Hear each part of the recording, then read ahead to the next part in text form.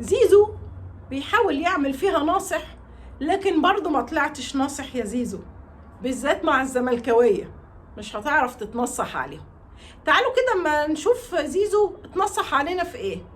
اول حاجة لما كان جاي يحضر التدريبات، وطبعا زي ما احنا عارفين ان احنا او الزمالك كان اخر من يعلم باليوم اللي زيزو نازل فيه التدريب، وعلى العكس كان قناة MBC والصحافة والإعلام كلهم واقفين على الباب وهم على علم، والنادي اللي هو أساسا على قوته وعقده لسه معاه ما كانش يعرف. حاول ان هو يكسب بونت وحاول ان هو يعمل مشكلة، لكن طبعا محاولته باءت بالفشل، وكانت النتيجة ان تم توقيع غرامة قدرها 200,000 جنيه على زيزو نتيجة التسجيل مع قناة بدون الرجوع لنادي الزمالك. اول حاجة اتنصح فيها. طيب ايه تاني حاجة اتنصحت فيها يا زيزو؟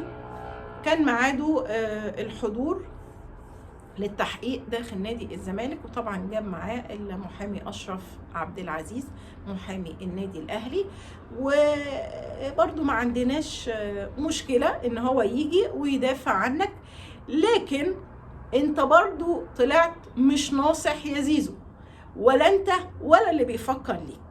اقول لكم ليه. زيزو لما دخل نادي الزمالك النهارده تصور في الجولف كار ومعاه المحامي أشرف عبد العزيز، مع العلم ان المفروض ان الجولف كار مخصصة لكبار السن ويعني للأعضاء.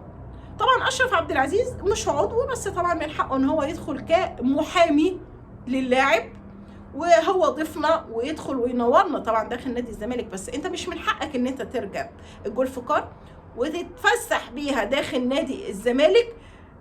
بس ده كان لمصلحتنا احنا. ليه بقى؟ انت كده يا زيزو والمحامي بتاعك انت منتهى الامن والامان يا راجل. ده انت ركبت الجولف كار، ده انتوا اتصورتوا سيلفي وانتوا فرحانين وانتوا مبسوطين. هو في احلى من كده ولا احسن من كده؟ يبقى جيت تتنصح يا زيزو، احنا كشفنا المخطط بتاعك. نصيحتك دي او استنصاحك ده مش هيخيل علينا، بل على العكس هو بيثبت كده ان ادعائك بانك حاسس بالقلق او حاسس بعدم الامن داخل نادي الزمالك بالواقعتين دول اكدوا ان نادي الزمالك امن وامان بالنسبه لك يا زيزو. طيب تعالوا بقى نتكلم النهارده عن التحقيق اللي تم مع زيزو. في 4 أسئلة أساسيين اتوجهوا ليه وده صلب الموضوع. السؤال الأول، انت وقعت للنادي الأهلي؟ الإجابة لا. السؤال الثاني، ليه انقطعت عن التدريبات؟ جيم، لأن أنا ما كنتش حاسس بالأمان وإن صورتي اتشالت واترمت في الأرض، ولما رجعت لرئيس النادي قال لي أنا مش مدير أمن. السؤال الثالث، أنت ليه جيت دلوقتي للنادي وحضرت التحقيق هنا؟ جيم، لأن أنا طلبت إن يتم التحقيق معايا داخل الاتحاد، لكن الاتحاد رفض، فجيت يتحقق معايا في نادي الزمالك. السؤال الرابع والسؤال الأهم فيهم بالنسبة لي، هو أنت رحت السفارة الأمريكية ليه؟